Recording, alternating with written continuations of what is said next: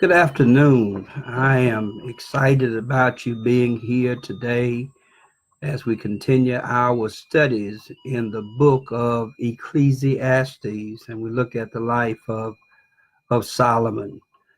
I have been impressed with chapters 1 and chapters 2 as we have studied Solomon's life.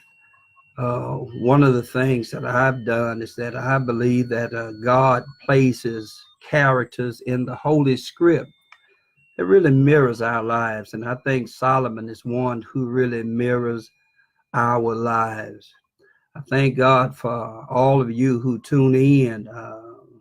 Josette, I see you. Sylvia Sims, I see you. Diane Bingham, I see you. Sister Shields, Cassandra, I see you.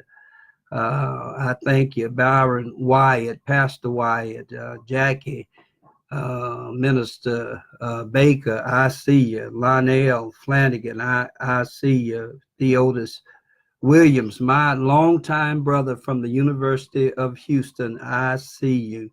Thank you so much for tuning in. I'm impressed with Solomon because Solomon shares both the good and the bad with all of us. And if we can relate to anybody, we can relate to King Solomon when we look at his exploits, when we look at everything that he has achieved, and when we look at how he really felt about life. I think when you study the book of Chronicles, Second Chronicles exactly, and you see the life of Solomon, you'll see that he was a man who had fame and fortune.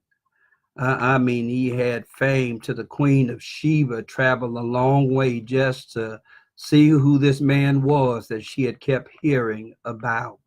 He had fortune, he had chariots, he had horses from Egypt, horses from Arabia, he had silver, he had gold, he had prancing men servants and maid servants, he had musicians on standby that could wake him up in the morning or put him to sleep at night. He could eat the finest of foods. He had it literally going on. And you would think that a man who has it going on, who has fame and fortune, would be able to go through life happy. But when I look at the book of Ecclesiastes, Sister Janice Holland, I see that here's a man who felt just like many of us feel. He felt miserable. He felt like his life was meaningless. You look at chapter 1, he said, vanity of vanities, all is vanities. He felt like his life was meaningless, felt like his life was literally worthless. He felt like he had not accomplished anything in life. Even though he had achievements, even though he had accomplishments, he felt like his life was literally meaningless. He goes on to say he felt like his life was empty, that his life really served no purpose at all. He couldn't see anyone that was benefiting by the fact that he had all of this wisdom. He thought that maybe his life did not impact any other life, so he felt like his life was literally empty. He got to the point in chapters 2 where he felt frustrated about life. Oh, how many of us feel frustrated about life? We go through life. We do the very best we can. We extend and expend some energy and some time and some effort, but look like ain't nothing working out for us. He was frustrated about life. He was frustrated that the fact that he did a whole lot, but he didn't have nothing to show for it. He was frustrated about life. He looked like all he was doing was just spinning his wheels. Is there anybody listening to me today that feels like you do an awful lot, but it looks like you're just spinning your wheels? And as a result, you are frustrated about life. He goes from being frustrated in chapter 2 to being disgusted with life. That's a dangerous position to be in. You were frustrated about life. Now you are disgusted with life. I didn't make it up. He said in chapter 2 of Ecclesiastes, I hated life. Matter of fact, he said, therefore I life. After all he had experienced, he said, I got all this wisdom, but I don't know if anybody's going to benefit from my wisdom. I have all of this money, but I don't know if I'm going to leave it to a fool or a wise man. I'm disgusted about life. And then life for him just got miserable. He went through life with all the fame, with all of the fortune he had, with all of the pats on the back. But he said, life is just miserable. Lord, how many people feel that way, that life for them, with all that they have accomplished, with all that they have achieved, with all that they have accumulated, with who they are, what they are, and where they are, they feel miserable about life. But I'm glad that Solomon kept on writing, because he said, I know I look at life and life seems meaningless and worthless and empty and frustrated and disgusting and miserable, but I've learned the best way to go through life. The best way to go through life is to live life and not go through life labeling life. Solomon said that too many people are trying to go through life labeling life. As a result, they say it's a bad day when every day is a good day, because the scripture said, this is the day the Lord has made, and we will rejoice and be glad in it. I'm rejoicing this morning because it's a day that God has made. Solomon said that he goes through life living life and not just labeling life. When you live life, you live it with a purpose. You live it with protection, but you also live it with your eyes on the prize. I think I just said a whole lot right there. Too many people are going through life and they don't live with a purpose. They don't live with the protection, and they do not live with their eyes on the prize. Solomon said, I learned how to live life and go through life without labeling life. Just live it the way God gave me to live it. But I love what he does in chapter 3. When you study chapter 3, he opens up the text by saying, to everything there is a season. I like that. To everything there is a season. He literally says that seasons really do matter. Y'all miss that. Seasons really do matter. To everything there is a season. To everything there is a seasons. And Solomon says, in spite of what you feel about life, seasons really do matter. Well, what are you saying? So I'm saying that life is full of seasons. Life is full of seasons. If you live any length of time, you're going to encounter some seasons. If you live, and we have lived a long time, and every year that we have lived, we have encountered some seasons. Well, what are seasons? Well, I'm glad you asked me. Seasons are no more than changes that take place in one's life during a year. That's all seasons are. They are changes that take place in your life during the course of a year. That's what seasons are. They are literally changes. And Solomon said the thing about changes is that changes are sudden. Yes, sir. Changes are sudden. I went to bed Saturday and it was 90 degrees. But I woke up yesterday morning, which was Wednesday, and it was 54 degrees. I'm trying to tell you that seasons will change. Solomon said that life is full of seasons, and those seasons are no more than changes. Changes that are sudden, changes that are swift. The way you are right now is not the way you're going to be 10 or 15 minutes or a year from now on. Seasons are swift, y'all. I mean, whenever seasons come, they are swift. I used to be young. Y'all don't hear me, but I used to be young, younger than I am right now. But time has taken its toll because changes are swift. Yeah, changes are swift. I don't see like I used to see, don't really hear like I used to hear, don't really calculate things in my mind like I used to calculate. I really can't move like I used to move. Y'all say, Reverend, you're breaking down. Well, if you live any length of time, you'll break down too, because seasons will change you. Yes, sir. Seasons will change you to the point that you go in one room to do something and you don't know what you went in that room to do, and you got to go back to the room that you just came from to think about what you went in the room to do. Seasons will change. You used to could get up and go, but you got to sit there and tell your feet, don't fail me now. Seasons are swift, y'all. They will change, y'all, and then they are surprising.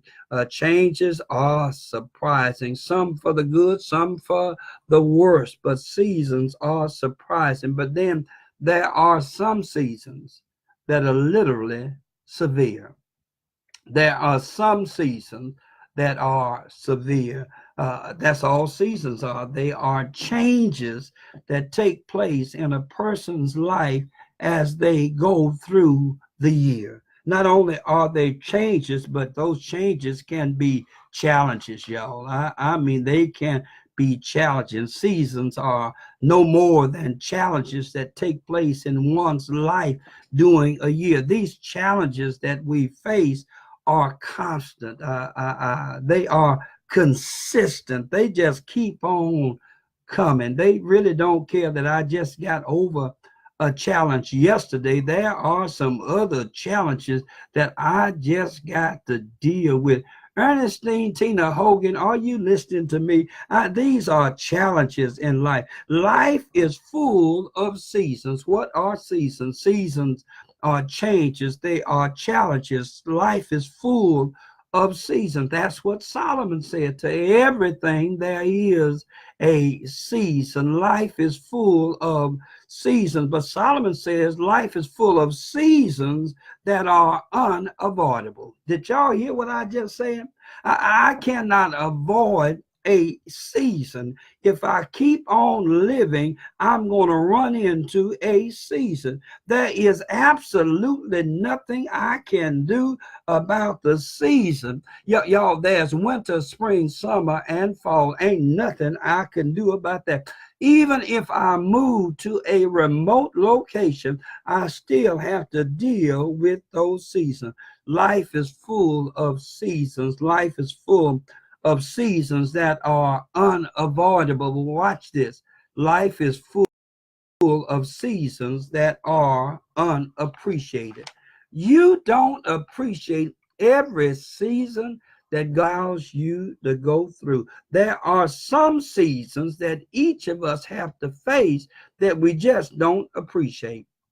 We love spring, we love fall, but there are few people who love the summer months when it's hot. They don't love the winter months when it's cold. But Solomon says that every season is a season that really matters. Y'all, every event that takes place in a believer's life, every change that comes, every challenge that I have to deal with, every one of these events, every one of these seasons are literally necessary. They are essential. They are vital. They are needed. They are required. They are crucial. Every season God allows us to go into, it serves a purpose. I didn't make that up. Did y'all hear what Solomon said in Ecclesiastes chapter 3? He said, to everything there is a season, and to every purpose under. He says seasons and purpose go together. One of the reasons so many of us cannot really appreciate Every season that God allows to come into our lives is because of how we tend to look at things. Y'all, I'm telling you that looking at things makes all the difference in the world. When we think that certain seasons are too severe, Solomon says you need to take another look at your situation. You think that what you're dealing with now, you think that the changes and the challenges that you are dealing with are unbearable. He says you need to take another look at the situation. Y'all, I've been there where I've had to take another look. It looked like when I first saw it that the situation was out of control, was beyond my capability, beyond my skill set, out of my comfort zone. But the Lord told me through Solomon, whenever you think that a season is too severe, you need to take another look. I didn't make that up. Study all of chapter 3, and Solomon tells you that when you take another look or take a different look at your situation really ain't as bad as you think it is. Well, what kind of look should I take, Reverend? Since you saying Solomon said take another look, Solomon said, why don't you take a cosmological look? I'm dropping some big words today on you. Why don't you take a cosmological look at your situation? Y'all, that's why David said, I will lift my eyes to the hills from whence cometh my help. My help cometh from the Lord who made heaven and earth. Take a cosmological look. When you take a cosmological look at your situation, you cannot help but see that the God who creates is also the God who is in control. I'd have made myself happy with that one right there. The God who creates is the same God who is in control. There is not ever one day that the God I serve is not in control. That is not one situation that I have to face, that I have to go through, that the God that I serve is not in control. Y'all missed it. Solomon said to everything there's a season. He said there's a time to be born and a time to die. He says when I take a cosmological look at my situation, I see that the God I serve is a God of balance. Did y'all hear what I said? He is a God of balance. He says a time to be born, a time to die, a time to sow, a time to rend, a time to gather in, a time to cast away, a time to build up, a time to tear down. Our God is a God who is able to balance my situation. I like this because as I studied the book of Ecclesiastes, in a chapter 3, God makes sure that life is balanced for every believer.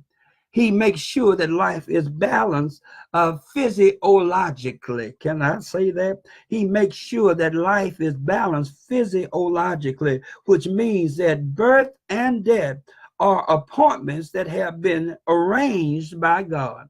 I didn't arrange when I was going to start my life. I ain't going to arrange when I'm going to end my life. But all I can do is how I live my life. Y'all missed it right there.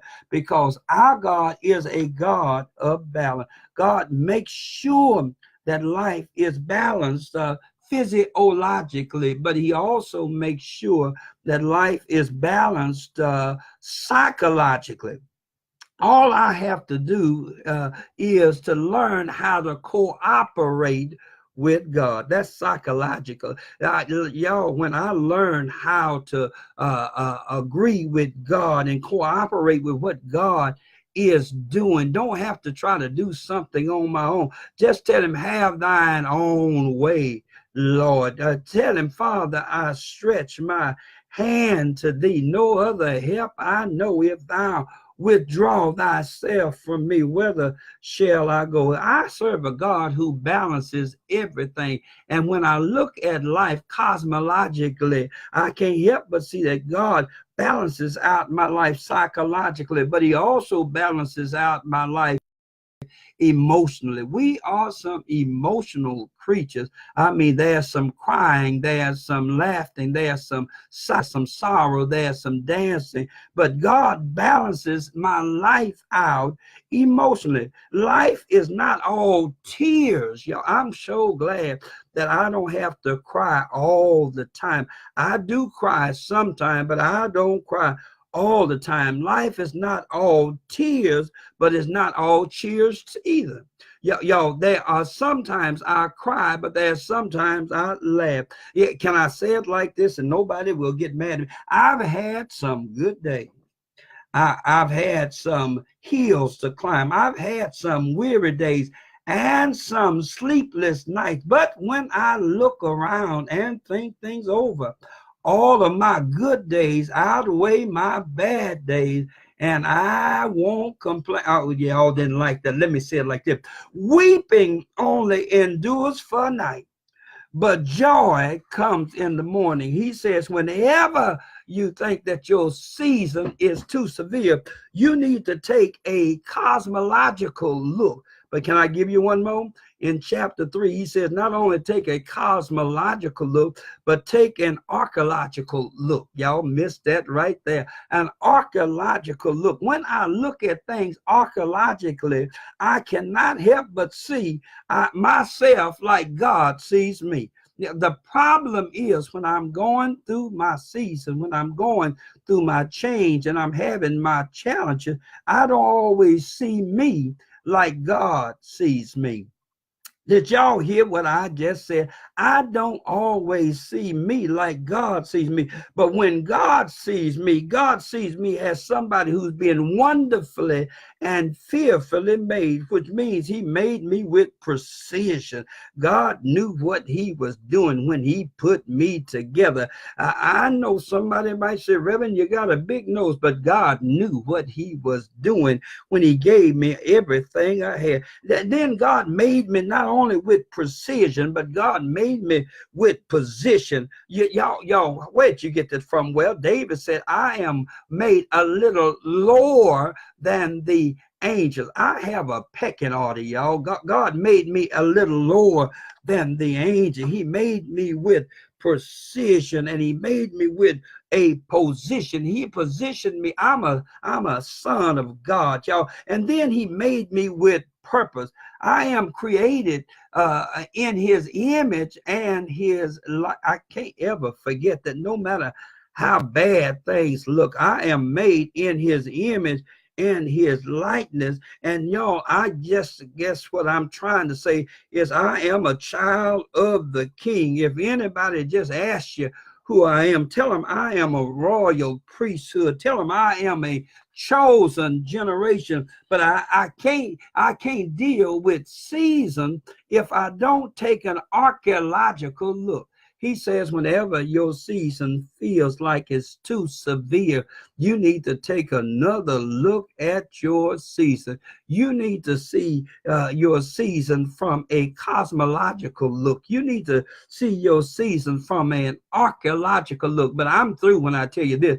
You need to take a eschatological look. Oh, Lord, have mercy. Did you just roll that off your tongue? An eschatological look. When I look at life eschatologically, I can't help but see that God gives me enough grace to deal with whatever I'm going through. Y'all missed that. Paul said it this way: I had a thorn in the flesh. That thorn was sticking me day in and day out. And I went to the Lord and I prayed 3 times to the Lord that he would remove the thorn. But the Lord came back and said, I ain't going to remove the thorn. I ain't going to remove the seasons. I ain't going to remove the changes. I'm not going to remove the challenges that come into your life. But I am going to give you a promise. My grace is sufficient for you. Y'all, I need to tell you that grace woke me up this morning, and grace started me on my way, and grace helps me to deal with every season that comes my life. I know you say, Reverend, I don't mind spring, I don't mind fall, but I hate the other 2 seasons. Well, you've counted only 4 seasons, but there are really 5 seasons. Y'all missed it. You counted winter, spring, summer, and fall, but there are really 5 seasons, and every child of God knows that there are 5 seasons. You said winter, spring, summer, and fall. What is the 5th season? Well, I'm glad you asked me about the 5th season, because Paul said the 5th season is this: and let us not be weary in well doing, for in due season. Y'all missed that. Due season. I may have to cry right now. I may have to sigh right now. I may have to stop right now. But in due season, I'm going to reap if I just don't faint. Y'all, when I take an eschatological look at my severe season that I am going through, I recognize that I don't know a whole lot about tomorrow. But can I tell you, I do know who holds tomorrow. I should have had some folks shouting right there. Somebody should have been saying amen to the pastor right there, because I don't know what's going to happen on tomorrow. I don't even know what's going to happen in the next hour. I don't even know what's going to happen in the next minute. But I do know who holds tomorrow, and the one who holds tomorrow holds my hand. Can I just close and say there are many things about tomorrow I just don't seem to understand, but boy, I almost got happy and took off running in my own house. But I know who holds tomorrow, and I know he holds my hand. I don't know a whole lot of things, but I know who's holding my hand, and the one who holding my hand is the one who created heaven and earth. The one who is holding my hand is the one who gave his only begotten son, and his son did die.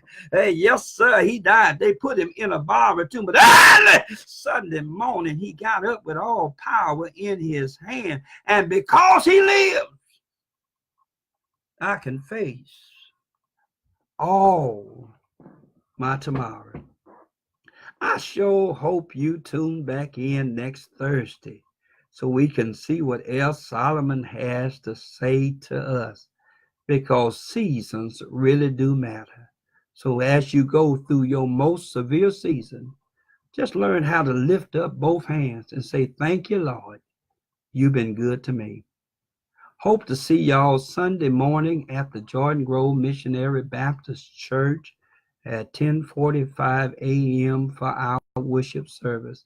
I would love to speak to you, put my eyes on you, put my arms around you, shake your hand, and greet you for myself. Y'all, you have a great day.